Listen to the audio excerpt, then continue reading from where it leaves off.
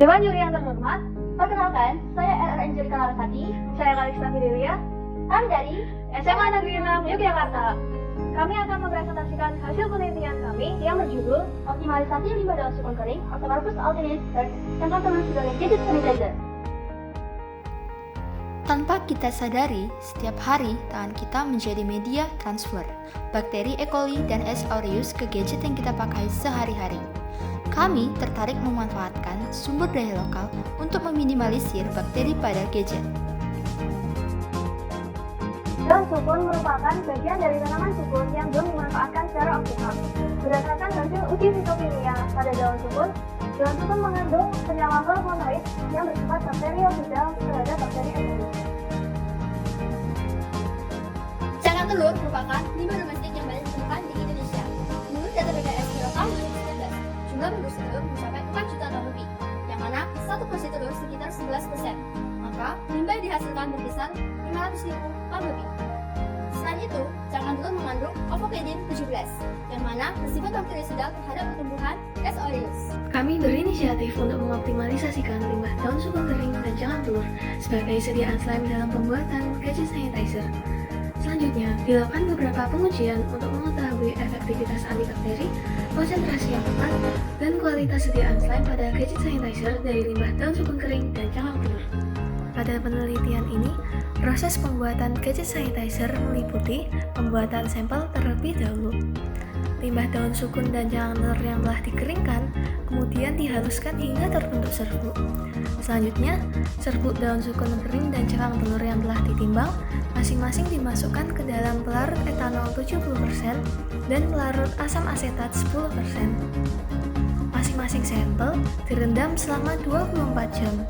Setelah itu disaring, lalu diuapkan menggunakan vakum rotary evaporator sampai dihasilkan larutan yang kental.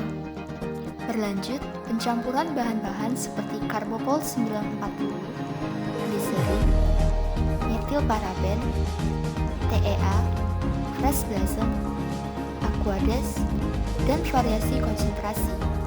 Lalu, diaduk hingga membentuk massa gel yang diinginkan. Setelah itu, gel sebanyak 5 gram dicampurkan ke dalam guar-gam yang telah dilarutkan.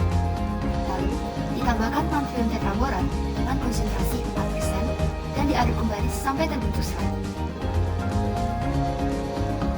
Setelah sediaan slime jadi, maka dilakukan evaluasi sediaan slime gadget sanitizer dengan beberapa pengujian seperti uji organoleptik, pH, homogenitas, dan antibakteri dengan bakteri uji E. coli dan S. aureus menggunakan metode difusi cakram.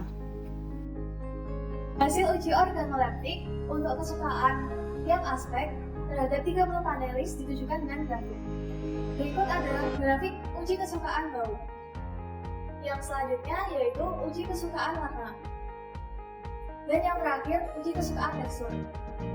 Sehingga dapat disimpulkan, konsentrasi 30% memiliki kualitas yang cukup, sedangkan konsentrasi 40% dan 50% memiliki kualitas yang baik. Hasil uji homogenitas sediaan slime gadget sanitizer, tiap konsentrasi menunjukkan bahwa sediaan slime gadget sanitizer tidak ada butiran-butiran pada kaca preparat dan penggumpalan partikel ketika diamati menggunakan mikroskop berbesaran 40 kali. Berdasarkan hasil uji pH masing-masing konsentrasi, sediaan slime gadget sanitizer dapat dilihat tidak terjadi perubahan secara signifikan dan masih berada dalam rentang pH yang memenuhi syarat SNI. Berdasarkan hasil uji aktivitas antibakteri, rata-rata zona hambat pada masing-masing sediaan slime untuk bakteri S. aureus dan E. coli dapat dilihat pada grafik berikut. Berdasarkan hasil uji aktivitas bakteri, konsentrasi 50% memiliki daya hambat yang kuat terhadap bakteri E. coli, sementara konsentrasi 30% dan 40% memiliki daya hambat yang sedang. Untuk bakteri S. aureus, ketiga konsentrasi memiliki daya hambat yang sedang. Analisis data bakteri E. coli terlebih dahulu dilakukan dengan uji normalitas menggunakan Sapir-Whorf. Setelah itu dilanjutkan uji Cursor-Wallis dikarenakan data yang didapatkan tidak memenuhi syarat untuk melakukan uji one-way ANOVA. Berdasarkan hasil uji Cursor-Wallis didapatkan nilai signifikansi probabilitas kurang dari 0,05, yang berarti terdapat perbedaan yang signifikan. Setelah itu dilakukan uji lanjutan dengan Mann-Whitney. Berdasarkan hasil meneliti didapatkan nilai signifikasi probabilitas lebih besar dari 0,05. Yang dapat diketahui terdapat perbedaan pada perbandingan antar konsentrasi ekstrak.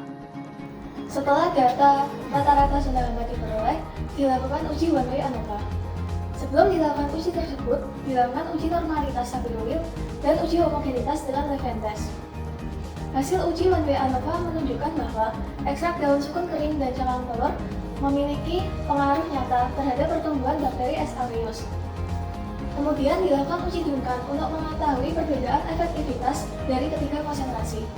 Hasilnya, konsentrasi 40% dan 30% memiliki pengaruh yang sama, sedangkan konsentrasi 50% berbeda. Sediaan slime gadget sanitizer ini diaplikasikan dengan cara ditap-tap pada permukaan layar gadget. Berdasarkan penelitian yang telah dilakukan, kami menarik kesimpulan bahwa Pertama, pada tiap konsentrasi ekstrak daun sukun kering dan cangkang telur sebagai gadget sanitizer memiliki perbedaan efektivitas terhadap pertumbuhan bakteri E. coli dan S. aureus. kedua, konsentrasi 50% lebih efektif dalam menghambat pertumbuhan bakteri E. coli dengan efektivitas zona gamma yang kuat, yaitu 12,27 mg, dan bakteri S. aureus dengan efektivitas zona gamma yang sedang, yaitu 9,88 mg. Dan yang terakhir, berdasarkan hasil uji organoleptik, sediaan slime gadget sanitizer dengan konsentrasi 40% dan 50% memiliki kualitas baik. Selama masa penyimpanan, konsentrasi 50% relatif lebih stabil, dan konsentrasi 30% memiliki kualitas tinggi. Demikian pemaparan hasil penelitian kami. Mohon maaf apabila ada kata yang kurang berkenan. Semoga bermanfaat dan terima kasih. Kopsi 2020, meneliti itu seru!